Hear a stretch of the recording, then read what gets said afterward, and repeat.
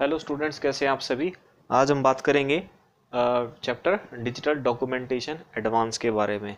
हाँ, इससे पहले मैंने डायरेक्ट आपको कुछ क्वेश्चंस कराए थे, लेकिन हम अब जो बाकी आने वाली वीडियोस में हम टॉपिक वाइज सभी को क्लियर करेंगे। ठीक है।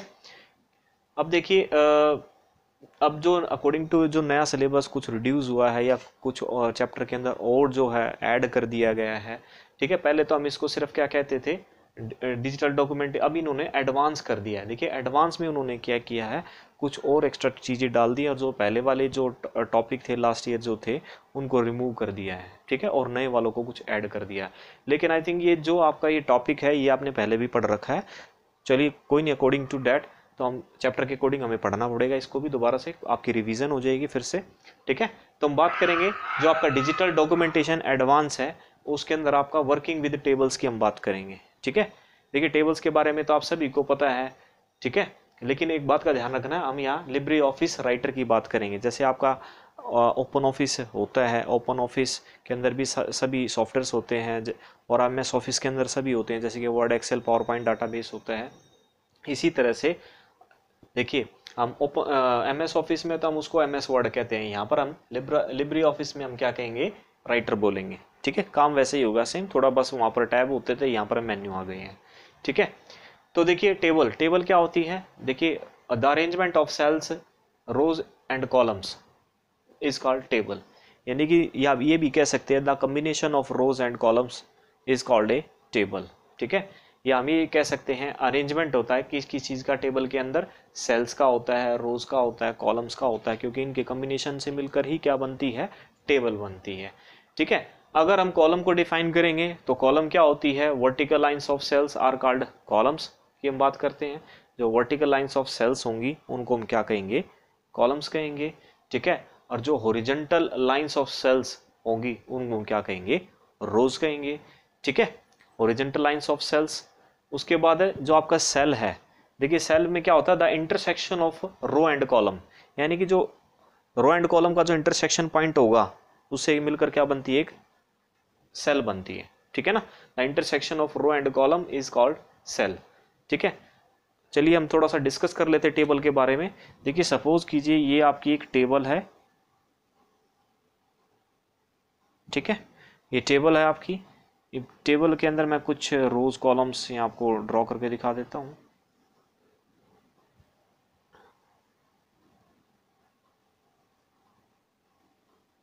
ये देखिए, ये तो सभी को पता है, जो बॉक्सेस हैं इनको हम क्या कहते हैं, सेल कहते हैं, और बहुत सारी होंगी तो सेल्स कहेंगे। ठीक है।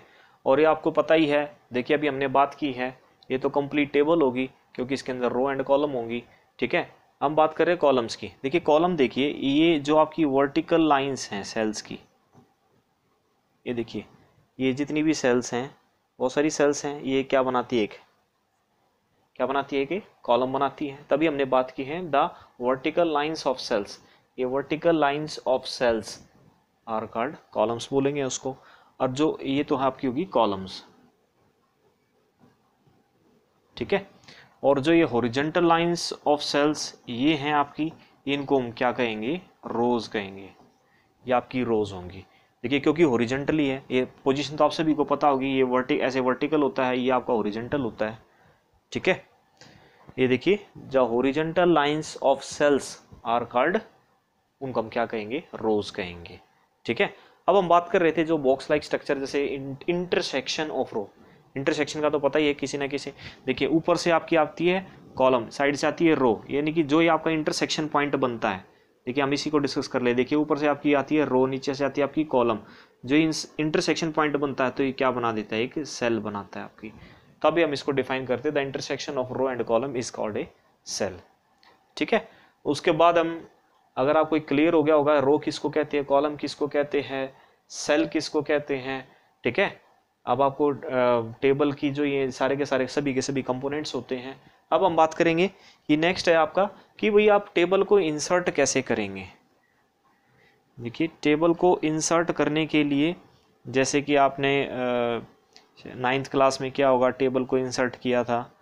ठीक है ना। पिछली क्लास में भी आपने पढ़ा है।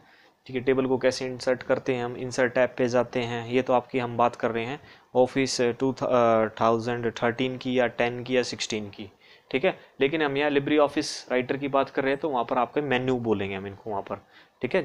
देखिए टेबल मेन्यू पे जाएंगे हम, टेबल मेन्यू पे जाने के बाद आपको क्या करना है, फिर हम इंसर्ट ऑप्शन को सेलेक्ट करेंगे। टेबल मेन्यू पे जैसे हम जाएंगे तो लिस्ट ऑफ ऑप्शंस आपको अपीयर हो जाएंगी, ठीक है ना।